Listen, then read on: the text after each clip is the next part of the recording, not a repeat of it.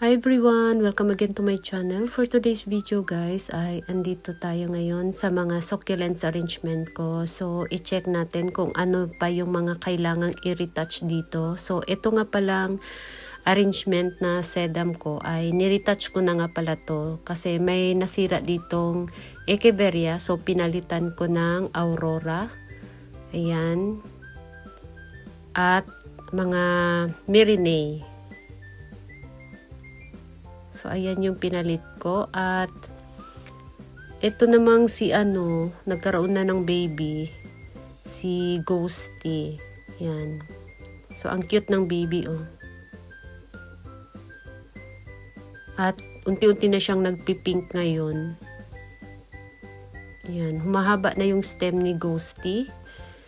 Tapos, naglagay nga pala ako dito ng, lupa. Dinagdagan ko ng lupa. Para matabunan yung ugat nila. Tapos dito naman, naglagay ako dito ng Leticia, tsaka Marcos. Ayan.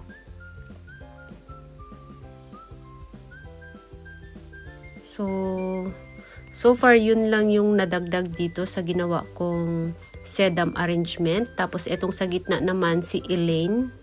Ayan. Gumaganda na yung kulay ni Elaine, nagpipink na. Tapos dito naman ay si Ruby Necklace at meron ako ditong Nixana sa pinakagitna ng Ruby Necklace.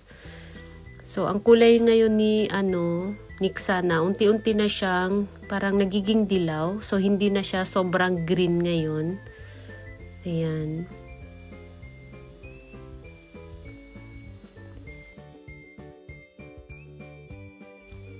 Tapos yung Ruby Necklace, ayan, humahaba na rin. Tapos ito naman ay siguro konting retouch na lang kasi yung mga sedum na nilagay ko ay naluto na talaga siya sa sobrang init. At yung mga iba naman ay okay naman. Ayan, si Peach Boy tsaka si Crazy and Ryan. Ayan, so konting retouch lang para medyo lush siyang tingnan. So, ayan yung hitsura. Unti-unti na silang kumukulay at lumalaki. Tapos dito naman, meron akong nilagay dito na krasula sa likod banda. Kaya lang, ayun nga, nasira at pinalitan ko ng topsy-turvy. Tapos, yung sedum na nilagay ko dito na wala pang mga dahon. Ayan na yung hitsura guys. Nagkaroon na siya ng maraming dahon. Ayan, medyo maselan nga pala siya sa winter yung sedum na Little Mishi. Tapos, eto naman, ayan, eto naman, napaka frost hardy nitong sedum na to. Ayan. Nakatabon na siya sa pot. Tapos, eto si Apus. Ayan, pumupula na yung tip ni Apus. Gumaganda na yung kulay. Tapos, eto nakalimutan ko kung anong pangalan nito. So, hindi nga pala siya si Blue Jelly Beans.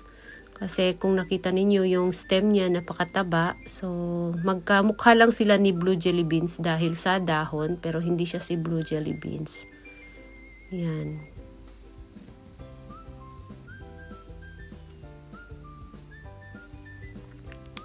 So, kung makapal na rin siya. Dati ay napakakunti lang yung dahon nito. Ayan. Dumadami na siya.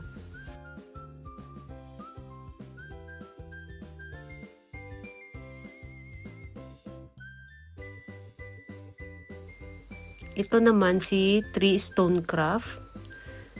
Yan. So, yung dahon niya kamukha ni jade plant. Pero hindi siya si jade plant guys. At gumaganda din ang kulay nito.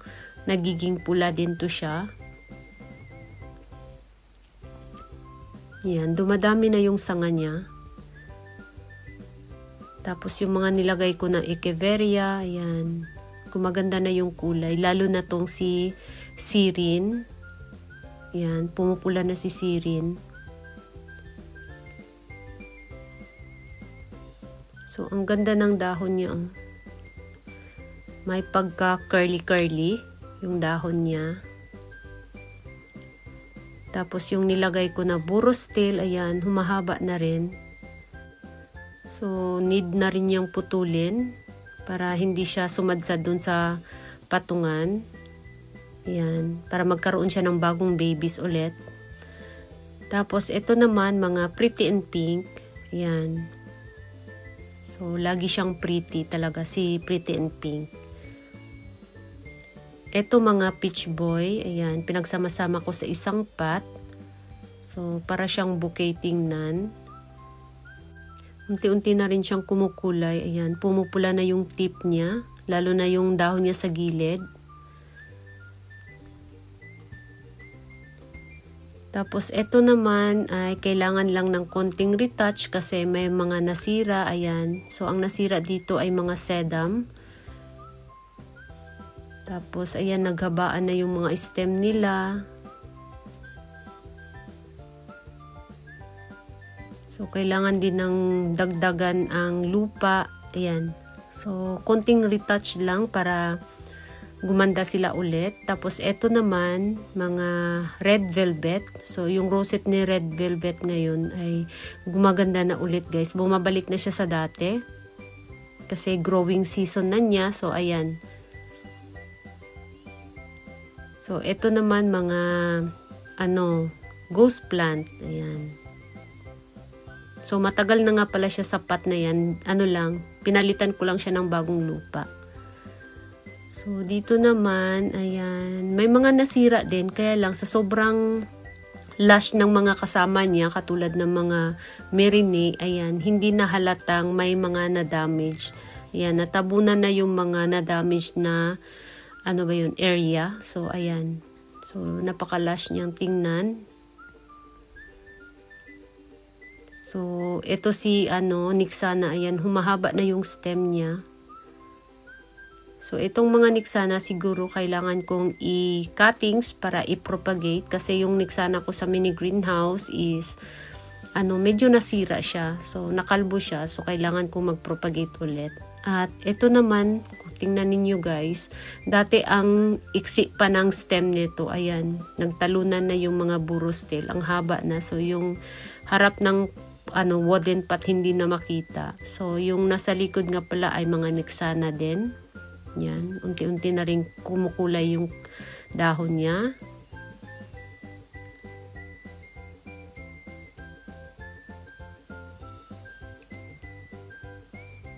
Tapos, ayan si Purple Delight. Yan. Ang laki ng rosette ni Purple Delight. So, yung mga nilagay kong sedum, halos naghabaan na yung mga nila, yung mga stem nila. So, yung iba kailangan kong i-cuttings para yung mga ibang echeveria ay makita. So, dito banda may nasira dito na echeveria. So, hindi ko na pinalitan pero hindi siya halatang may nasira kasi yung ibang kasama niya ay bumuka na. So, ayan, lumaki na rin. So, hindi halata na may, nasirang succulents kasi natabunan na ng ibang halaman. Ayan.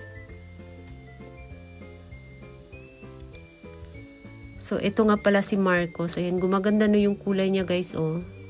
Yan, nagiging orange na yung dahon niya sa gilid at may mga babies na rin. So, nung nilagay ko sila dito sa pot na to, wala pa siyang ganyan kahaba na stem. So, ngayon, ayan, ang haba na ng stem at may mga babies na rin. So, itong katabi niya ay Marcos din. So, tingnan ninyo guys. Ayan, the same lang sila pero magkaiba yung kulay. Yan, ito nagiging dilaw na siya tapos orange yung gilid ng dahon. 'Di ba ang ganda tingnan?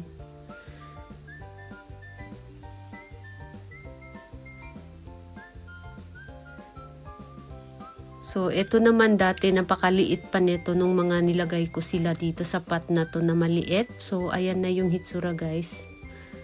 Yan. So, naglalash na sila tingnan.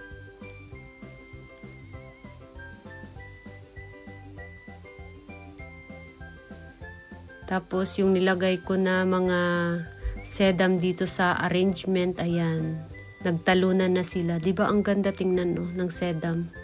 Nagtalunan na sila. So, ito talaga yung gusto kong maging hitsura ng arrangement ko. Yung mga sedum, magtalunan na sapat, kaya nilagay ko sa gilid ng pot. So, dito naman na arrangement, may nasira pero napakakonti lang. Siguro mga lang, 2 echeveria lang yung nasira dito. So, hindi halatang may nasira kasi nga bumuka na yung ibang kasamahan tapos lumaki na rin katulad netong si Pretty in Pink. Ayan.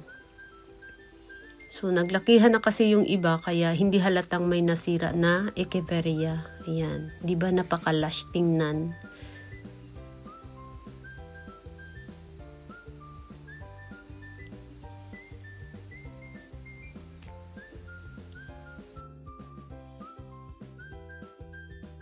So, yun lang guys. Thank you so much for watching and please don't forget to subscribe and like to my channel. Sa hindi pa nakapag-subscribe, please subscribe my channel at i-click nyo na rin ang bell button para ma-update kayo pag nag-upload ako ng bagong video. Thank you so much for watching and see you in my next video. Bye-bye!